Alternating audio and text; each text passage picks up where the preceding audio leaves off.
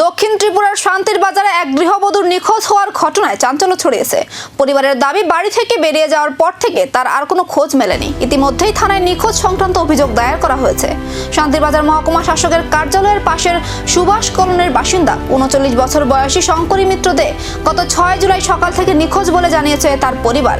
স্বামী রঞ্জিত দের দাবি, পারিবারিক মনোমালিন্যের জেরে স্ত্রী বাড়ি ছেড়ে চলে যান। অভিযোগ, তিনি নগদ অর্থ, সোনার গয়না এবং কয়েকটি গুরুত্বপূর্ণ নথিপত্র নিয়ে বেরিয়ে যান। পরিবারের দাবি, ঘটনার পর থেকে তাদের একমাত্র সন্তান মানসিকভাবে ভেঙে পড়েছে। বিষয়টি নিয়ে শান্তির বাজার থানায় লিখিত অভিযোগ দায়ের করা হয়েছে এবং পুলিশ নিখোঁজ গৃহবধূর সন্ধানে তদন্ত শুরু করেছে।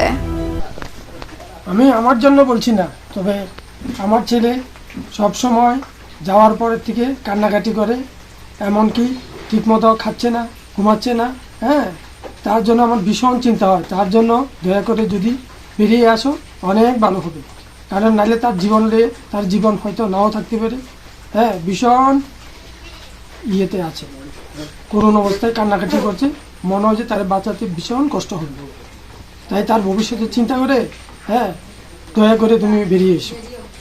নিখোঁজ গৃহবধূর সন্ধান মিলবে কবে? উদ্বিগ্ন পরিবার এখন তাকিয়ে পুলিশি তদন্তের দিকে।